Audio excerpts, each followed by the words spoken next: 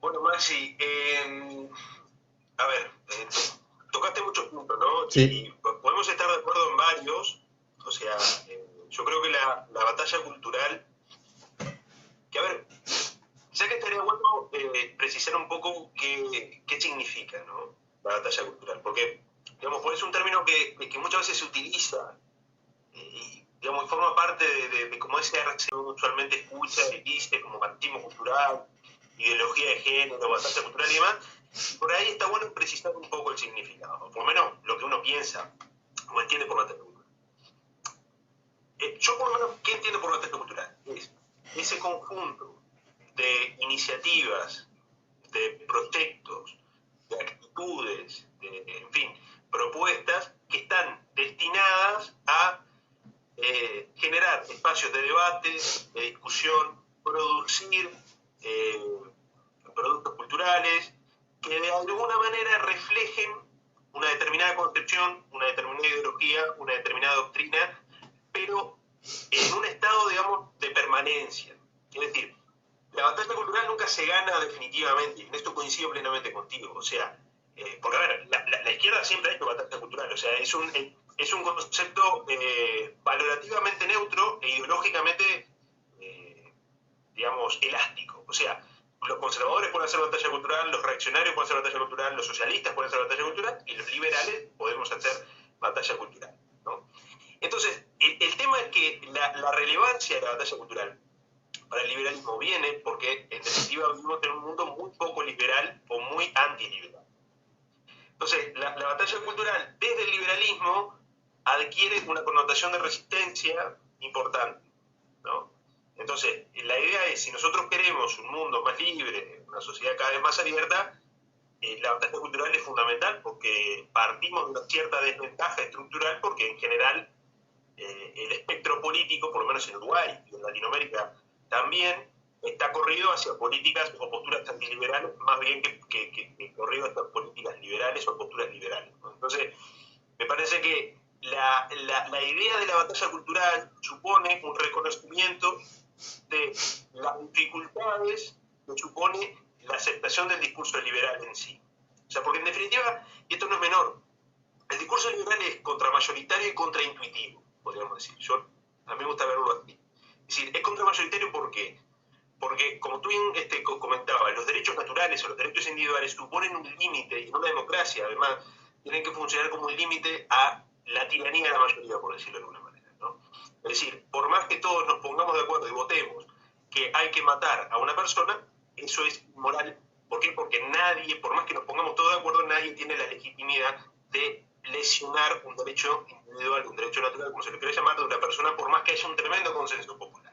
Entonces, los derechos individuales no se votan, no están sujetos a las decisiones mayoritarias. Entonces, por eso el liberalismo es contramayoritario en ese sentido, y además es contraintuitivo, porque uno tiende a pensar y a actuar de manera gregaria, a pensar en colectivos, a adaptarse a lógicas colectivistas, a entender que, bueno, que en algunos casos las lesiones a derechos individuales están justificadas. Uno usualmente tiende a pensar con una perspectiva utilitarista, de que, bueno, el sacrificio, lo vimos durante estos 2 años de pandemia y demás, bueno, la limitación de las libertades individuales estaba justificada porque había que salvar un bien mayor, en este caso era la salud pública. Entonces, el liberalismo viene a ser contraintuitivo en este sentido de decir, bueno, ni siquiera en estas situaciones de extrema necesidad o lo que sea, está justificada la limitación de los derechos individuales. Entonces, el liberalismo, por eso es que necesita una intensificación de la batalla cultural para poder ser aceptado, porque hay que convencer, hay que hacer un trabajo de convencimiento muy intenso. Eso por un lado. Por otro, lo que tú comentas, Maxi, de que los políticos liberales no van a estar exentos, digamos, de la tentación mesiánica, por decirlo de alguna manera, o sea, de presentarse como salvadores, y en cierto sentido me parece que Milei lo ha demostrado, digamos, estas actitudes propias de delirios casi mesiánicos. ¿Por qué? Esta cuestión de que él va a salvar a la Argentina, él va, entonces, por más que tenga las mejores intenciones, me parece que desconoce que hay ciertas limitaciones estructurales en Argentina que son muy difíciles de salvar. O sea, creo que Milei no integra en ese cálculo el sindicalismo, la resistencia que puede hacer la Central Sindical Argentina, la resistencia que puede hacer buena parte del empresariado, muy acostumbrado a prebendas y beneficios y demás. Entonces hay toda una serie de factores fácticos, económicos y demás, sociales, también incluso organizaciones piqueteras, movimientos sociales, que le van a hacer realmente la vida imposible. Me parece que es ser muy ingenuo si pensamos que si Milei llega a la presidencia va a cambiar la Argentina para bien, o por lo menos en consonancia con los principios liberales. O sea, tiene que lidiar y va a tener que luchar constantemente con nuestros poderes o estos grupos de presión que le van a hacer realmente la vida imposible y van a limitar cualquier tipo de reforma profunda en materia laboral, impositiva, estatal y demás. Pero hay un vicio, que esto es histórico en América Latina, que es el caudillismo.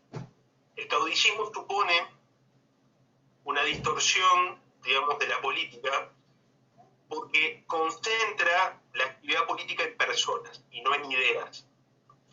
Ese es un punto no menor, que es que si el liberalismo no hace una crítica seria al caudillismo, y si los políticos liberales, o que se dicen liberales, no se presentan como figuras indispensables o imprescindibles, sino más bien como meros transmisores de ideas, vamos a caer en los mismos vicios que tú comentabas, Maxi. O sea, militantes de Milei cegados como cualquier militante peronista o kirchnerista, digamos.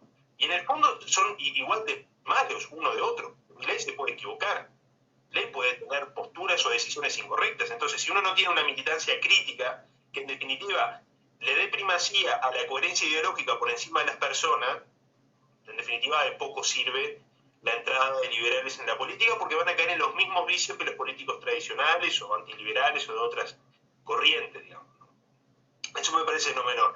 Que hay que, en definitiva, resaltar que el liberalismo o la participación de los liberales en la política supone una primacía de las ideas por encima de las personas. Porque si no, no hay forma de controlar o de generar este contrabalance que te comentaba, de decir, bueno, tú vienes con un plan, vienes a concretar un plan. Si no lo concretas, te juiciamos, te criticamos y no te volvemos a votar.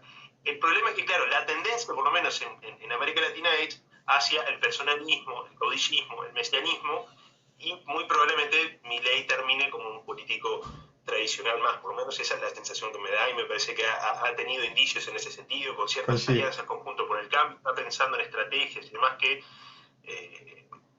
quizás que es bastante contradictorio con su discurso anterior respecto a la casta. Entonces ahora él ya clasifica, hay algunos políticos que no forman parte de la casta, otros sí, entonces utiliza el concepto de la casta como para decir, bueno, con los que no están dentro de la casta, sí acuerdo, como para salvar un poco la coherencia, cuando hace un par de años su discurso era bastante radical y entendía que todo político formaba parte de la casta. Ahora resulta que casta aquel político que intenta atornillarse o votar políticas para perpetuarse en el poder. Ya no son todos los políticos casta. Entonces, obviamente que con ese tipo de modificación del discurso está actuando como un político, ¿no? Y está actuando como un miembro de la casta también, porque lo que quiere Milei es perpetuarse en el poder. Ojalá me equivoque y ojalá haga buenas cosas para Argentina, pero desconfío, ¿no? Bastante. Sobre todo por el perfil que está teniendo, ¿no? Quizás experto puede ser que genere quizás cambios un poco más interesantes, porque me parece que no se presenta como tan personalista o digamos, no tiene las actitudes similares a las que tiene Milei, pero puede ser que me equivoque. Respecto a lo que tú comentabas, Maxi, de la desobediencia civil, me parece que tú hiciste ahí como una apología a la desobediencia civil en esto que comentabas de que la verdadera forma o la vía más genuina para lograr que la legislación caiga es a través de la desobediencia general. Yo puedo concordar contigo, pero la experiencia histórica indica que la desobediencia civil tiende a durar poco. Es decir, la desobediencia civil tiende a estar concentrada a medidas concretas y tiende a durar poco. Porque en general la desobediencia civil, por lo menos al inicio, genera unos costos de transacción, si te quiere, o unos costos de oportunidad grandes, y no todos están dispuestos a sostenerlo. Por ejemplo, a ver, el no pago de impuestos, ¿no? El no pago de impuestos supone que tu negocio, por ejemplo, tu actividad esté permanentemente en la clandestinidad. Porque el Estado es bastante inteligente en ese sentido, y para poder hacer ciertos trámites o poder obtener determinadas prestaciones estatales, te exige pago de impuestos. Entonces, para poder lograr con esta evasión continua, tienes que estar continuamente, digamos, en la clandestinidad. Y hay agentes económicos que lo pueden lograr, pero hay otros que no. Hay personas que pueden estar dispuestos a soportarlo y otras que no. Entonces, coincido contigo en la legitimidad y en la moralidad de la desobediencia civil. Thoreau, por ejemplo, el libro de la desobediencia civil hace una apología y una defensa bien interesante de la desobediencia civil. Pero como herramienta puede ser complementaria, pero a mí me dan ciertas dudas respecto al carácter definitivo de la desobediencia civil. Sí, obviamente, y si uno entiende que es injusta o es inmoral una ley, tiene todo el derecho, entiendo, incluso hasta un derecho constitucional, de no aceptarlas, no seguirlas, y bueno, y aceptar las consecuencias o soportar las consecuencias negativas que te puede traer esto. Obviamente que si la desobediencia civil es general, los costos de represión que le suponen al Estado son tan altos que prácticamente deja de reprimir. Porque, digamos, el Estado funciona con una especie de equilibrio entre legitimidad y represión. O sea, el Estado no puede fundar su existencia absolutamente 100% en la represión, sino que tiene que de alguna manera generar algunos discursos para poder obtener legitimidad, porque si no, es absolutamente imposible estar continuamente reprimiendo, porque vas a tener continuamente protestas, continuamente desobediencia. Llega un punto que colapsa, ese gobierno colapsa, porque no se sostiene. Digamos, no puedes estar matando gente o reprimiendo gente continuamente para poder mantener un gobierno. Llega un punto que se pierde la legitimidad y la represión no es suficiente, lo sobrepasa la ola y caen los gobiernos. Pasó en Argentina, por ejemplo, en el 2001, ¿no? El gobierno tenía una digamos, legitimidad cada vez menor, reprimió un poco, murió gente, tuvo que ir de la rúa, porque sabía que si seguía reprimiendo, esto iba a ser absolutamente insostenible porque la legitimidad se había disuelto, digamos. Entonces, obviamente que cuando hay desobediencias amplias y generales, el Estado va a reprimir para lograr volver a la normalidad, pero si esa desobediencia resiste la represión, obviamente que el Estado tiene que dejar de aplicar determinadas leyes. El problema está en que esa ley sigue válida, sigue ahí. Y en cualquier momento, una vez que se disuelva esa desobediencia civil y uno diga, bueno, está bien, no lo está aplicando el Estado, nada impide que mañana el Estado te vuelva a aplicar. Entonces, es un arma de doble filo, porque el arma, digamos, está cargada, que es la ley, o la normativa, está ahí, no ha sido derogada. Puede ser que el Estado diga, no es momento de aplicarla, mejor no lo hago, pero quizás que en otro momento sí puede hacerlo. O sea, el riesgo está mientras exista esa legislación o esta normativa. Y después, me gustaría resaltar un punto que no me parece menor, que tú comentaste, Maxi, que es la experiencia de Chile. Y me parece que la experiencia de Chile demuestra la importancia de la defensa de las instituciones liberales, y esa defensa tiene que ser continua. Un poco lo que comentaba Axel Kaiser, el tipo la vio venir hace 10, 15 años atrás, una cantidad de tiempo bastante importante, y él sostenía que si la clase política chilena no defendía las instituciones liberales o el modelo liberal, tarde o temprano iba a caer, porque él venía observando que cada vez estaba deslegitimando el sistema de pensiones privado, por ejemplo, un Estado pequeño, un Estado limitado, cada vez tenía más críticas y en cierto sentido la derecha política no realizaba argumentos a favor de ese modelo, que era el que explicaba la prosperidad de Chile. ¿Qué pasó? Bueno, terminó implosionando, o sea, hubo una insurrección popular, podríamos decir, y terminó generando que Piñera convocara una asamblea constituyente para que se generara una nueva constitución que al parecer, por lo que dicen los titulares, va a contener una enorme cantidad de derechos sociales, un aumento de las potestades del Estado y en definitiva va a echar por la borda el crecimiento económico chileno. Pero ese cambio se explica por una existencia de batalla cultural, podríamos decir. O sea, porque la derecha política no dio la batalla cultural. Y en parte no la dio porque de alguna manera estaba avergonzada por este pecado de origen que tenía el modelo chileno, que era la dictadura de Pinochet. Entonces, en definitiva, terminaba comprando el discurso de la izquierda, que era que el modelo chileno estaba envenenado, digamos, porque nació mal o nació con un pecado de origen, que es haber sido concebido durante la dictadura de Pinochet, y por lo tanto, si se defendía el modelo chileno, se estaba defendiendo a Pinochet.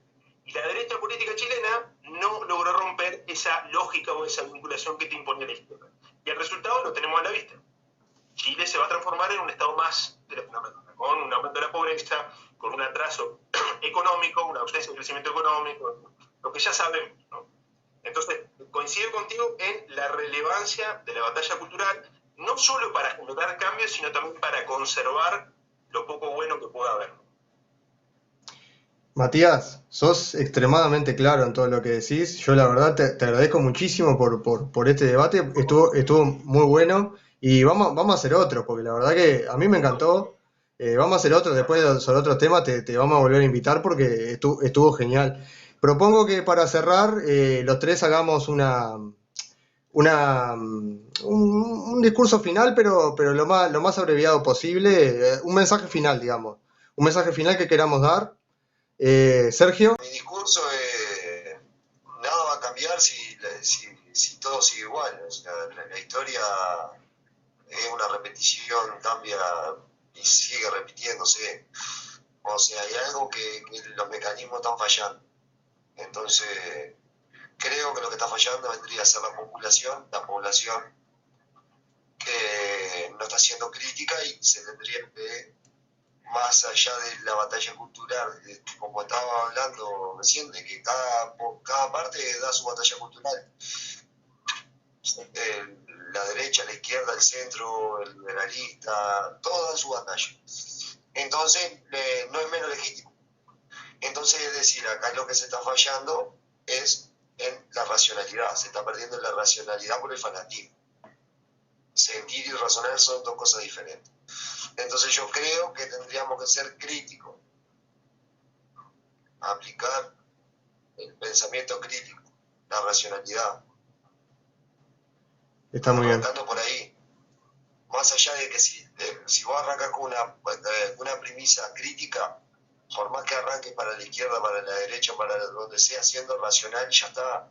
Porque vos te podés ir mudando de postura, jugando el juego del Estado, ¿no? O también se pueden abrir puertas, digo, dentro de la crítica, de una postura crítica, hablando de una postura filosófica, ¿no?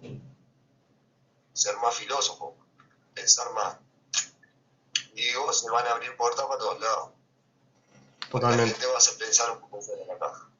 Totalmente. Matías. Bueno, o sea, cortito lo mío. Primero, tener bien claro que el Estado es el enemigo, la burocracia es el problema, que más Estado supone más recortes de las libertades individuales, de los derechos individuales, y que todos los esfuerzos que podamos hacer desde el liberalismo tienen que ir en pos de una limitación y una reducción de las competencias estatales.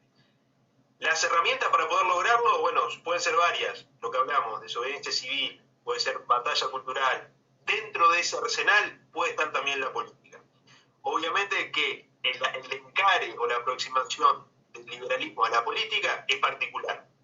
Desconfianza del poder político, sabemos que el poder corrompe, sabemos que la ley de la oligarquía aplica y aplica también a los políticos liberales, y que como electores o como liberales tenemos que, en caso de que algún político se dice ser liberal, llega a algún cargo de poder, tendremos que examinarlo y controlarlo y examinarlo muy en detalle y ver si sus políticas o sus prácticas o sus actitudes son coherentes o son incoherentes. Pero la fiscalización y el control tiene que ser fundamental. Pero, coincido contigo, Maxi, coincido con lo que se ha hablado acá, la batalla cultural, los cambios culturales son los que en definitiva perduran a largo tiempo, ¿no? A largo plazo. Y los políticos te van a ir acomodando en función de cómo viene el viento. Lo vemos en Argentina, ahora los políticos están empezando, incluso de Juntos por el Cambio, incluso del kirchnerismo, están empezando a hablar de libertad, estaban empezando a defender el capitalismo, están empezando a hablar de, bueno, derechos, en fin, cuestión también en parte generada por todo este movimiento cultural del liberalismo. Entonces, en definitiva eso, no hay que perder el norte, no hay que confiar demasiado en la política, que no es un punto no menor, y que en definitiva el Estado es el enemigo y hay que ir siempre en pos, todo lo que hagamos tiene que estar orientado a reducir el tamaño del Estado y las potestades del gobierno. Muy bien. Bueno, yo voy a cerrar con una pequeña aclaración que por si no quedó claro y me voy a despedir con una frase. La aclaración que quiero hacer, porque claro, muchos me preguntan sobre mi postura cuando a veces expongo que estoy en contra de que los libertarios se metan en política, dicen, bueno, ¿y entonces cómo?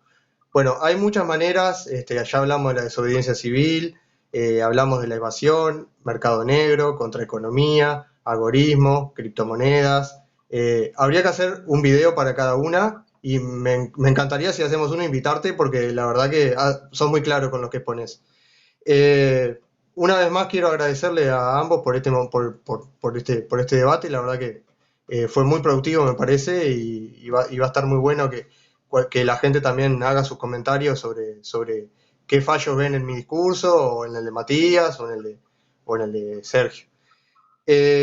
La frase que quiero decir para cerrar es que para mí el Estado es el mal, para mí el Estado es el diablo y hay una frase que dice, si bailás con el diablo, bailás a su ritmo. Bueno, muchas gracias una vez más y hasta el próximo video.